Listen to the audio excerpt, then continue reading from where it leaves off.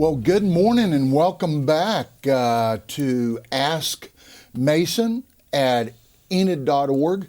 This is our show that we do every 2 weeks. However, Derrick, it's been like a month, seems like, since we've been together because of the holidays.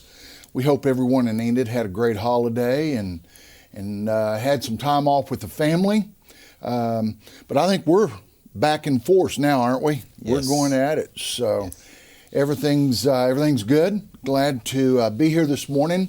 This is the show that if you have any questions at all about our city government, if you'll just email those to us, we'll never use your name, but we'll always try to answer those questions as best that we can.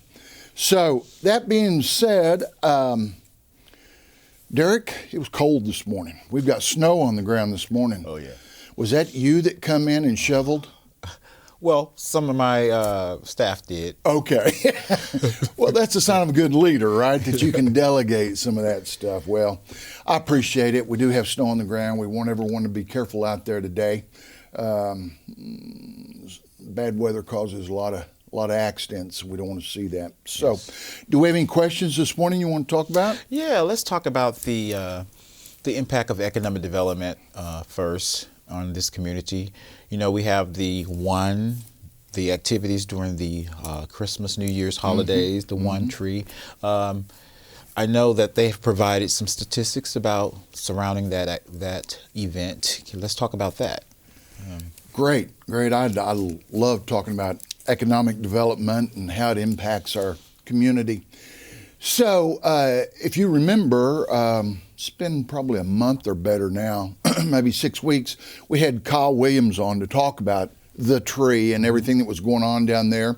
They made a lot of changes this year. When it moved away from an artificial tree just because of the cost, moved away from a real tree and went to an artificial tree because of the cost, and had some worries whether or not that would go over.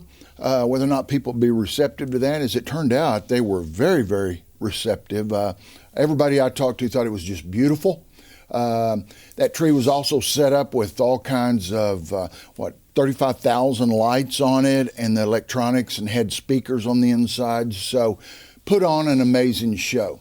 But that being said, we now have access to some software called Placer AI that I am very excited about. Prior to this, we didn't have any way to know how many people were coming into our community to look at the tree. Now then, we can actually geo-fence around that or anything else in the community that we want to do. And when people cross that boundary, we know it tracks off of their phone. We don't know who they are. I want to put that out there. Right. But we know that this person showed up.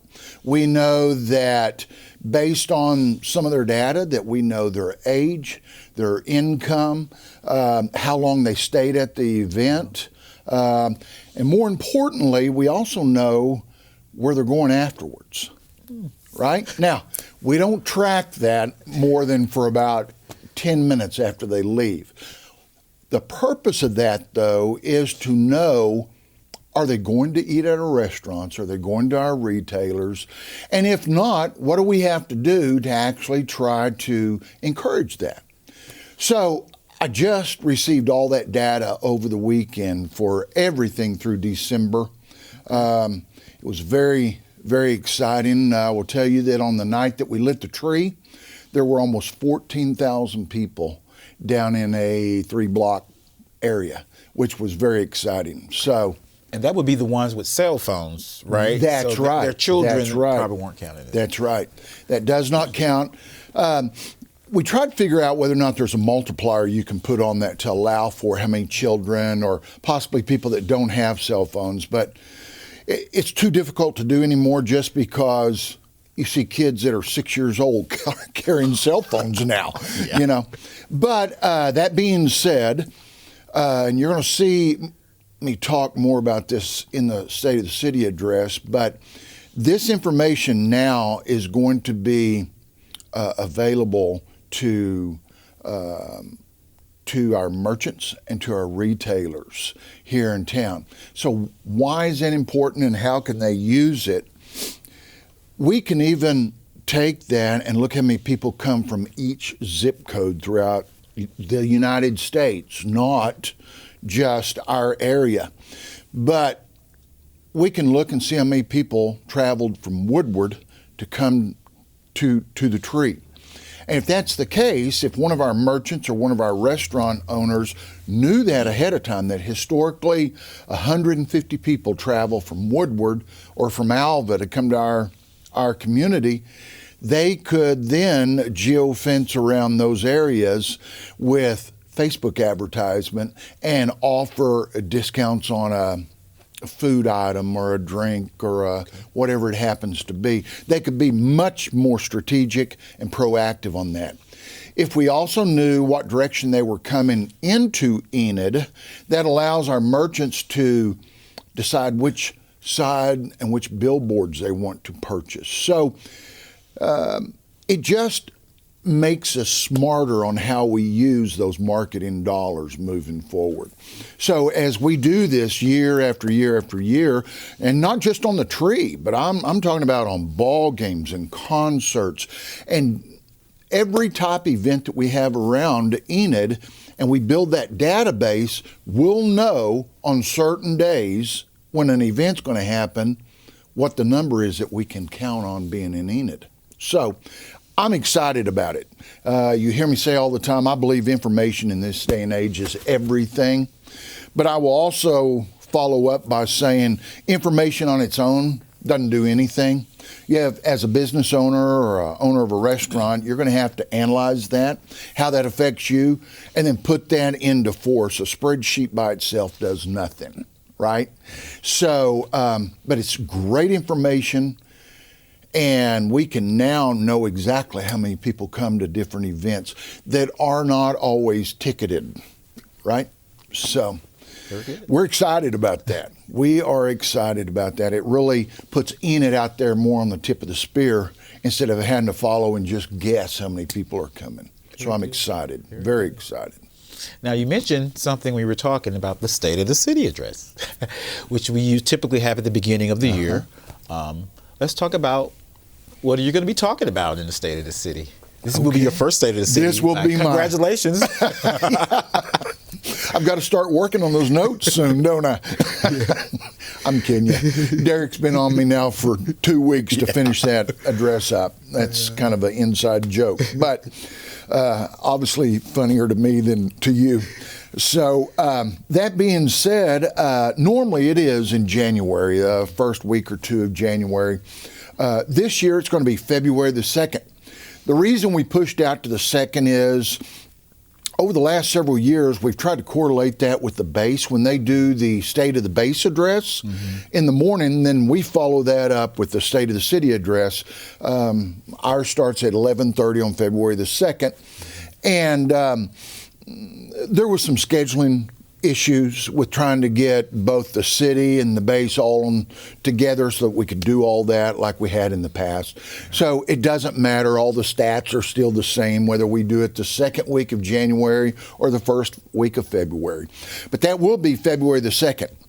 And I'm going to change it a little bit this year, probably from what I've seen on the videos of past State of the City addresses, in that I'm going to kind of briefly talk about some projects that are ongoing and will be reaching completion this year. But I think the State of the City address, this is just me personally, I believe that we should be looking at the future. What's coming, what we can do to prepare ourselves to be ready when opportunity comes along. And I think we are on the verge of seeing a lot of opportunity in our community, in our state as a whole, but specifically in our community. So going to talk quite a bit about that, about some things that are happening, about to happen, things that are coming, and I'm excited about it. It will be my very first State of the City address. So I don't know, it'll either go well or it won't, but I know you guys asked to put a new promotional video together, and I am excited about that. I've just seen little snippets, And I know that you guys have worked with the base this year to actually be able to use some footage that they have that you haven't had in the past, because of that great relationship that we have with Vance. They were so willing to just open up their archives and let us use anything. And while we had a lot of footage of planes flying over, we don't necessarily get to ride in the cockpit and shoot footage at the plane next to them. So I think maybe we'll have some of that, but we wanted a very upbeat, dynamic, new promotional video. So I'm excited. I know that Dane Tate and the entire team's putting that together. Nothing you guys do is just one person. I think you all collaborate on that, but I'm excited about that. I don't mind telling you, I am excited to see what you've done on that project. So anyway, we'll be talking about what's gone on and what's in the city, and then what I see for the future coming. Very good. So I'm excited. By the way, that's open to the general public. Yes. You don't have to have tickets. Anybody can show up. The city feeds you if you come, right? Mm-hmm. And I think we probably have seating for 200, maybe 300 in there. Something like that. Something like that? Yeah, the seating for the food probably like 150-ish, but then there's other seating that. Other seating. So we will be RSVPing for the food to be sure. So we only so we can know how much food to prepare. And then anybody else wants to come, don't want to eat, they can come back. Okay, perfect. So, yeah. Perfect. All right. Well, we're excited. I encourage everyone to show up for that.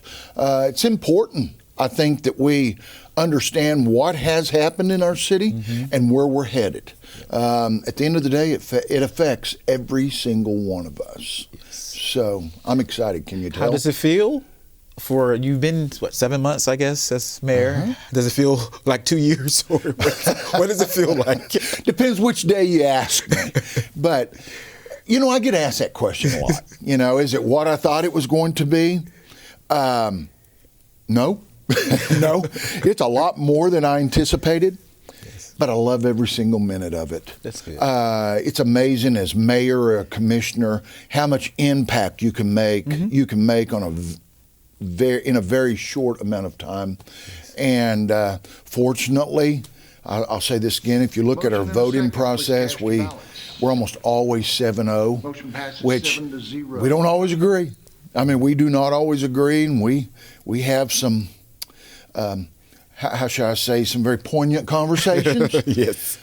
But we vote the same way. So that tells me that we're all going the same direction. It's just a matter of how we get there, which I can deal with that. I'm good with that. So I don't feel like we've got 7 people that are going in different directions. And so we're fortunate in Enid that we have that. I don't know that general public always realizes how important it is that you have 7-0 votes. It shows unity, commitment. I mean, that's a topic in itself. But it takes a lot more time to be mayor, but I love it. I love every minute of it. And I hear people always, they want to ask about the issues we have, the problems that we have, which is true, and I'm willing to answer those. But for every one issue or bump in the road, I call them, I don't even really call them issues that we have hundreds of great things going on in our community. Great things. And whenever I travel around to different communities and I hear all the problems that some of them have, that's not us. That is not us. I mean, we are fortunate. I tell everybody we've got money in the bank and all the bills are paid. Not everybody can say that. That's true. So it's good to be mayor in Enid, and it's an honor that I enjoy. And I look forward to it every day. Very good. Yeah. Are those our 2 questions today? Yes, those are our questions. Well, Derrick, as always, thank you. I always love doing this show with you. Yeah. Just remind you one more time, ask Mason at enid.org. We'll try to answer any and all those questions. Or if you just catch me out somewhere, ask me those questions and we'll put them on the show. We'll never use your name. And Enid's a great place to live. I just want everyone to know that. So enjoy your day. Be safe out there. And we'll be talking to you in about 2 weeks. Thank you.